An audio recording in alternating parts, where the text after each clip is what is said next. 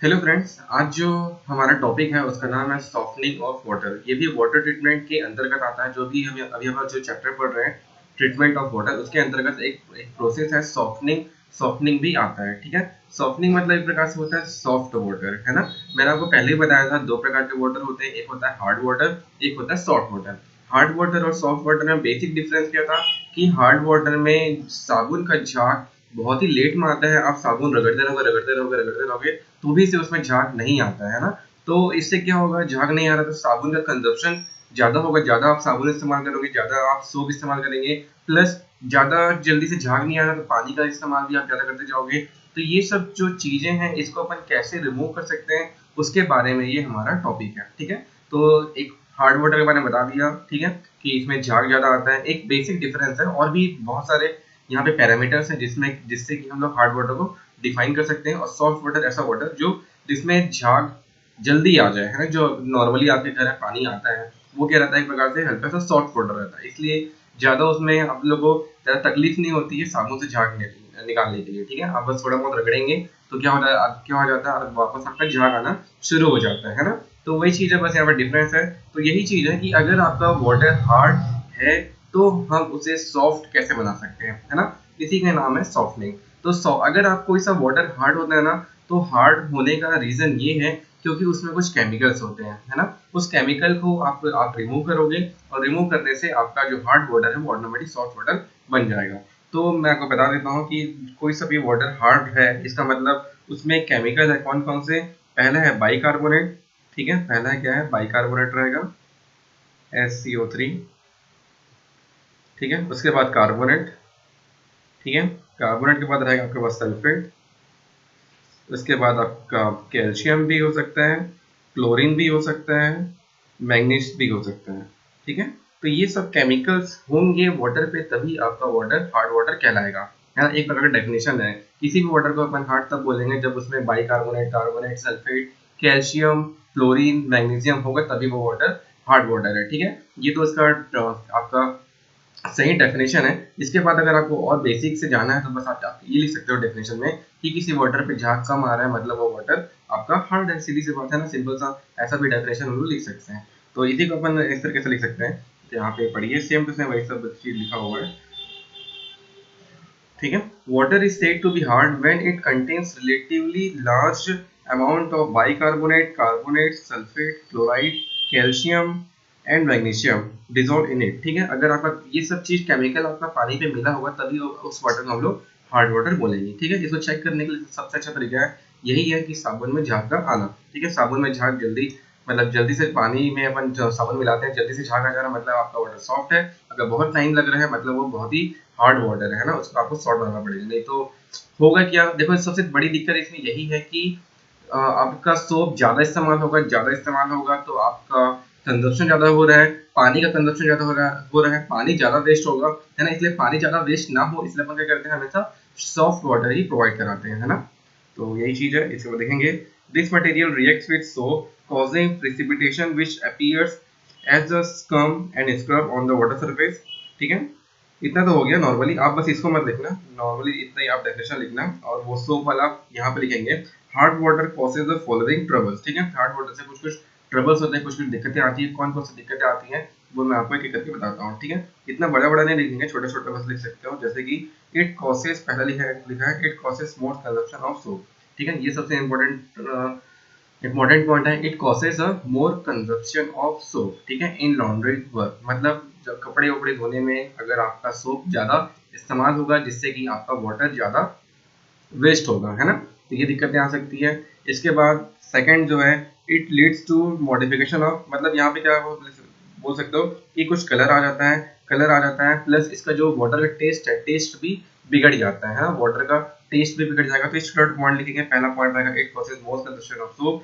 Second, colour में changes आएंगे, ठीक है। उसके बाद तीसरा रहेगा आपका कि बहुत सारे इंडस्ट्री होते हैं, बहुत सारा पेपर मेकिंग इंडस्ट्री है ना। और बहुत सारा टेक्सटाइल इंडस्ट्री है, वहां पे भी अगर अपन हार्ड वाटर यूज करेंगे तो बहुत सारी दिक्कतें आती है ना। क्योंकि वहां भी अपन कलर, जैसे कि आपका टेक्सटाइल इंडस्ट्री है, टेक्सटाइल इंडस्ट्री में हम लोग कलर का यूज करते हैं, है ना। वॉट आपके कपड़े को कलर करने के लिए, तो वहां पे ऐसा दिक्कतें आ सकते हैं कि ज्यादा पानी वेस्ट हो सकता है, ज्यादा पानी इस्तेमाल हो सकता है अगर आपका हार्ड वाटर होगा तो। तो ऐसा था यहाँ पे तीसरा पॉइंट है। मैन्युफैक्चरिंग प्रोसेस में भी ये दिक्कत करेगा, पेपर मेकिंग में, कैनिंग में, आइस मैन्युफैक्चर में, अगर आपका हार्ड वाटर होगा तो, ठीक है। इसके बाद अगर हार्ड वाटर होगा तो यहाँ पे चोकिंग की समस्या भी हो सकती है, ठीक है।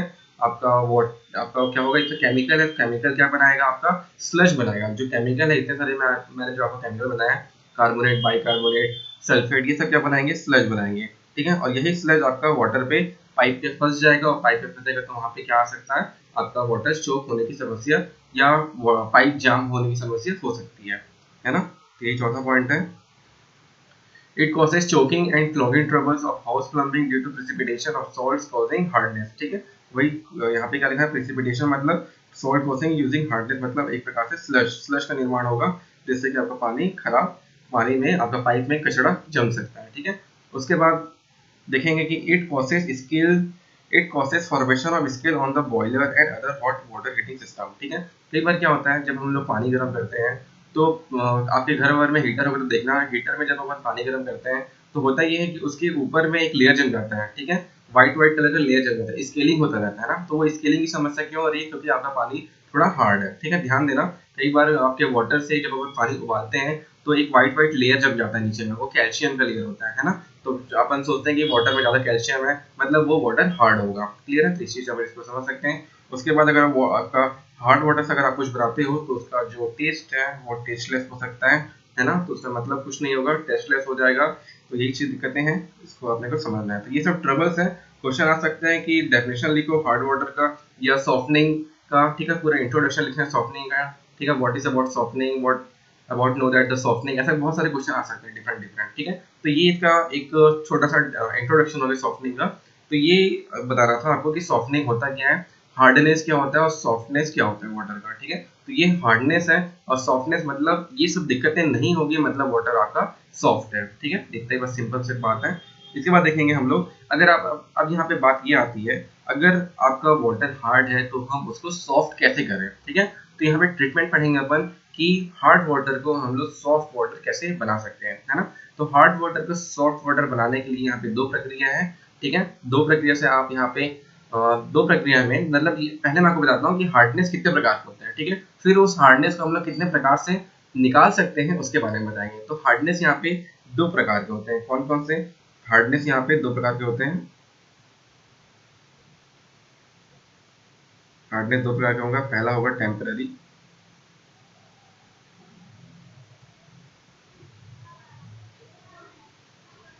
ठीक है। और सेकंड होता है परमानेंट, ठीक है। तो दो प्रकार के हार्डनेस मिलेंगे आपको वाटर पे। एक को अपन डिवाइड करते हैं दो पार्ट में, एक होता है टेम्पररी हार्डनेस, सेकंड होता है परमानेंट हार्डनेस, ठीक है।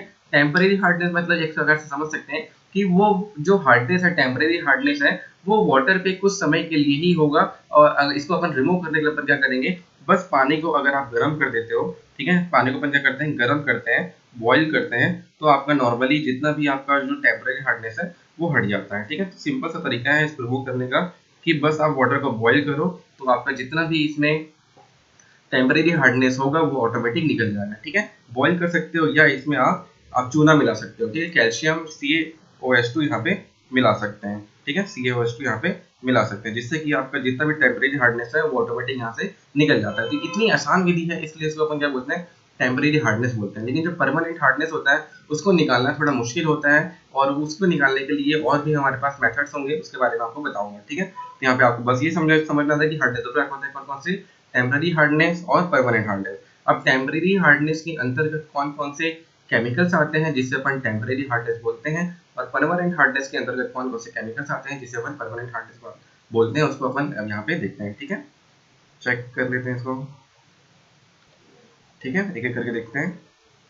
तो यहाँ पे है types of hardness and methods of their removal. तो मैंने आपको यही बताया था अभी आपको टाइप्स ऑफ हार्डनेस के बारे में।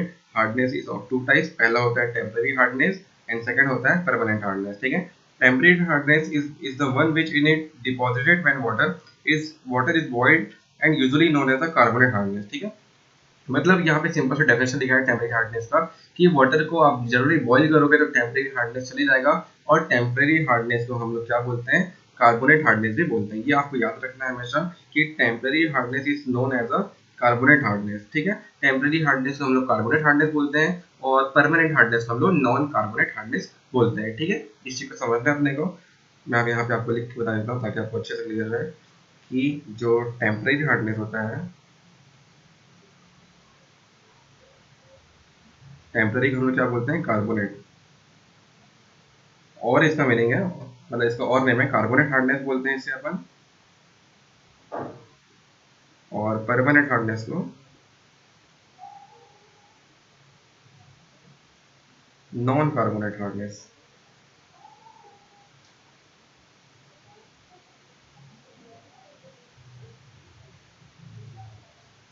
ठीक है। ठीक है, तो यही बस आपको बताना था कि टेम्परेरी हार्डनेस को अपन कार्बोनेट हार्डनेस बोलते हैं और परमानेंट हार्डनेस को हम लोग नॉन कार्बोनेट हार्डनेस बोलते हैं, ठीक है। ये छोटा सा एक और यहाँ पे डेफिनेशन है, तो बस वही सब चीज़ यहाँ पे लिखा हुआ है कि जो परमानेंट हार्डनेस होता है उसे अपन क्या बोलते हैं, नॉन कार्बोनेट हार्डनेस बोल देते हैं।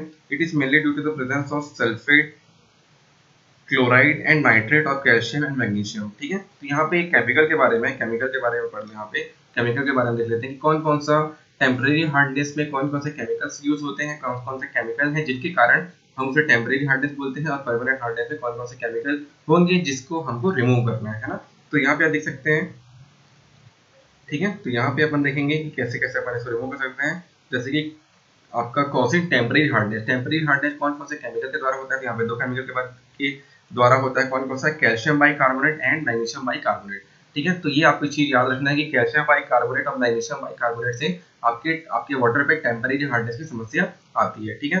और परमानेंट हार्डनेस के बारे में देखते हैं कि आपका कॉजिंग ऑफ परमानेंट हार्डनेस किस किस के जरिए कौन कौन से केमिकल के द्वारा होता है। तो यहाँ पे दो चीज था, सल्फेट और क्लोराइड के साथ, ठीक है। तो यहाँ पे आपको मैं दो चीज दिखाता हूँ कि जो यहाँ पर आपका जो परमानेंट हार्डनेस होता है वो किसके द्वारा होता है, presence of sulphate and presence of chloride and presence of nitrate of calcium and magnesium, ठीक है। तो ये सब चीजें यहाँ पे उसी को अपन इस तरीके से लिख सकते हैं कि कैल्शियम सल्फेट हो सकते हैं यहाँ पे, ठीक है। यहाँ पे calcium sulphate, magnesium sulphate, calcium chloride and magnesium chloride, तो ये सब रीजंस हैं जिससे कि हमारा परमानेंट हार्डनेस वाटर पे आता है। तो अगर आप इसको रिमूव कर सकते हो, रिमूव हो जाता है ये हमसे, मतलब आपका वाटर आसान तरीके से आपका सॉफ्ट हो जाएगा, ठीक है। तो इसका अभी अपन क्या पढ़े हैं, इसका टाइप्स ऑफ हार्डनेस पढ़े हैं, इसके बाद methods of removing of hardness पढ़ते हैं, ठीक है, मेथड्स ऑफ देयर रिमूवल। तो यहाँ पे पहला टॉपिक है आपका रिमूवल ऑफ टेम्परेरी हार्डनेस, ठीक है, रिमूवल ऑफ टेम्परेरी हार्डनेस।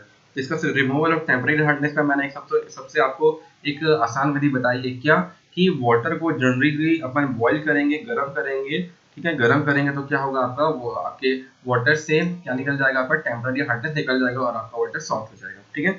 या बाय एडिंग लाइम, ठीक है। अगर आप चूना को भी अगर अपन वाटर में मिलाते हैं, लाइम को मिलाते हैं, तो भी आपका जितना भी टेम्परेरी हार्डनेस है वो आपका आपके वाटर से रिमूव हो जाता है, ठीक है। ये भी डिपेंड करता है, अगर आपका वाटर जो है कम हार्ड होगा, ठीक है, उसकी जो आपकी जो उसकी जो क्वालिटी है हार्डनेस की, अगर हार्डनेस उसका कम होगा तब अपन टेम्परेरी हार्डनेस यूज कर सकते हैं, ठीक है। लेकिन एकदम एक्सेसिव हार्ड है, बहुत सारे केमिकल्स हैं जैसे कि सल्फेट, कैल्शियम, मैग्नीशियम, इस तरह के केमिकल्स होंगे, तब हमको परमानेंट हार्डनेस में जो रिमूव करने का प्रोसेस है उसको अपन फॉलो करेंगे, ठीक है। तो यहाँ पे टेम्परेरी हार्डनेस में बस इतना ही था कि आपको अगर आप टेम्परेरी हार्डनेस में अगर आपको रिमूव करना है तो अपन क्या करेंगे, नॉर्मली वाटर को बॉईल करेंगे या उसमें अपन लाइम को ऐड करेंगे, ठीक है। ठीक है, तो इसमें आपको केमिकल रिएक्शन भी याद रखना है कि जब अपन कैल्शियम बाइकार्बोनेट, क्योंकि आपकी जो टेम्परेरी हार्डनेस की जो समस्या है दो केमिकल के द्वारा आती है, कौन कौन सा, एक है आपका कैल्शियम बाइकार्बोनेट और दूसरा है मैग्नीशियम बाइकार्बोनेट, ठीक है। तो इसको हम लोग को रिमूव करना है। तो कैल्शियम कार्बोनेट को जब आप जनरली हीट करते हो, क्या करते हो, हीट करते हो, ऐसा प्रोसेस करके आप ऐसा भी लिख सकते हो, ट्रायंगल बना सकते हो, ठीक है। तो जनरली अपन जब इसको हीट करते हैं तो क्या होता है, आपका कैल्शियम कार्बोनेट और वाटर एंड आपका कार्बन डाइऑक्साइड निकल जाता है, जैसे कि आपका कैल्शियम बाइकार्बोनेट हट गया, ठीक है। तो नॉर्मली अगर आप वाटर को गर्म करोगे तो कैल्शियम बाइकार्बोनेट रिमूव हो सकता है वाटर से, जिससे कि हार्डनेस ऑफ वाटर कम हो जाएगा, ठीक है। लेकिन हमेशा ये जो अपन जो बॉईल करते हैं वो बॉइलिंग सही तरीके से हो नहीं पाता, मतलब उस बॉइलिंग से आपका टेम्परेरी हार्डनेस सही तरीके से जा नहीं पाता। इसलिए हम लोग उस टाइम जब ये नहीं जाएगा तब अपन क्या करेंगे, इसमें लाइम भी ऐड करेंगे, ठीक है। आपका जो लाइम है CaOH2, ठीक है, ये लाइम है, इसको भी अपन क्या करेंगे, ऐड करेंगे, ठीक है। तो यही पे चीज लिखा होगा कि कैल्शियम बाइकार्बोनेट में जब आप लाइम मिलाते हो तो आपका क्या निकलता है, कैल्शियम कार्बोनेट निकल रहा है और वापस क्या निकल रहा है, यहाँ पे जल निकल रहा है, H2O निकल रहा है, ठीक है। तो यहाँ से भी अगर आप नॉर्मली लाइम भी मिलाओगे तो भी आपका कैल्शियम बाई कार्बोनेट दो हिस्से में टूट जाएगा आपका कैल्शियम कार्बोनेट एंड वाटर में, ठीक है, H2O में। तो बस इतना ही था इसमें कि मैग्नीशियम कार्बोनेट भी आप क्या करेंगे यहाँ पे लाइन में लाएंगे, CaOH ट्वाइस में लाएंगे तो calcium carbonate and magnesium carbonate का यहाँ पे केमिकल हट जाता है, ठीक है। तो बस ये छोटा सा केमिकल रिएक्शन आपको याद रखना है कि इस प्रकार से अपन कैल्शियम कार्बोनेट और मैग्नीशियम बाई कार्बोनेट को अपन यहाँ से रिमूव कर सकते हैं, जिससे कि आपको टेम्परेरी हार्डनेस रिमूव हो जाएगा। क्लियर है। और ये जो टेम्परेरी हार्डनेस है, ठीक है, जो कैल्शियम कार्बोनेट और मैग्नीशियम बाई कार्बोनेट से जो हम लोग ये कैल्शियम कार्बोनेट और मैग्नीशियम कार्बोनेट रिमूव हो रहा है, ये आपका इनसॉल्युबल इन वाटर होता है। क्या होता है ये इनसॉल्युबल, मतलब ये घुलनशील नहीं होता है। ये आपका वाटर पे क्या बना सकता है, स्लज बना सकता है, जिससे कि अपन सेडिमेंटेशन टाइम में इसको अपन रिमूव कर सकते हैं, ठीक है। जो भी इसमें से इनसॉल्युबल कंटेंट होगा, इनसॉल्युबल सेडिमेंट होगा, ठीक है, कैल्शियम कार्बोनेट या मैग्नीशियम कार्बोनेट का, उसको हम क्या करेंगे, सेडिमेंटेशन टाइप से रिमूव कर लेंगे। क्लियर है। तो बस इतना ही था इसमें। आगे देखते हैं रिमूवल ऑफ परमानेंट हार्डनेस में। इसके बाद है रिमूवल ऑफ परमानेंट हार्डनेस, ठीक है। तो परमानेंट हार्डनेस को रिमूव करने के यहाँ पे हमारे पास तीन मेथड है। ये उतना आसान नहीं है जितना कि आपका टेम्परेरी हार्डनेस को रिमूव करना था। टेम्परेरी हार्डनेस में नॉर्मली अपन वाटर को बॉईल किए और बॉईल करने के बाद बॉईल या तो बॉईल कर सकते हैं, गर्म कर सकते हैं, या तो उसमें आप चूना मिला सकते हो, ठीक है, लाइम मिला सकते हैं, CaOH ट्वाइस, ठीक है। लेकिन आपका रिमूवल ऑफ परमानेंट हार्डनेस है, उसमें यहाँ पे तीन मेथड्स हैं। तीन मेथड्स है। पहला मेथड है आपका लाइम एंड सोडा प्रोसेस, ठीक है। पहला प्रोसेस है आपका lime and soda process. Second है आपका जियोलाइट प्रोसेस, ठीक है। सेकंड यहाँ पे क्या है, जियोलाइट प्रोसेस है। इसके बाद थर्ड है डीमिनरलाइजेशन या आपका डीएमोनाइज्ड प्रोसेस है, ठीक है। तो इस तीन मेथड के द्वारा हम लोग किसी भी वाटर का परमानेंट हार्डनेस को रिमूव कर सकते हैं, ठीक है। तो ये जो प्रोसेस है इसको अपन नेक्स्ट क्लास में पढ़ेंगे, ठीक है। तो आज के लिए इतना करते हैं। नेक्स्ट क्लास में अपन देखेंगे कि परमानेंट हार्डनेस को अपन किस किस प्रकार से रिमूव कर सकते हैं वाटर से, ठीक है। क्योंकि थोड़ा आपका लंबा टॉपिक है, तो इसको अपन नेक्स्ट क्लास में कंटिन्यू करेंगे। ओके। तो यहाँ तक अगर आपको कोई भी दिक्कत हुआ होगा तो बिल्कुल आप मेरे को कमेंट सेक्शन में बता सकते हैं या नॉर्मली मेरे को मैसेज कर सकते हैं। ओके, ठीक है। Thank you.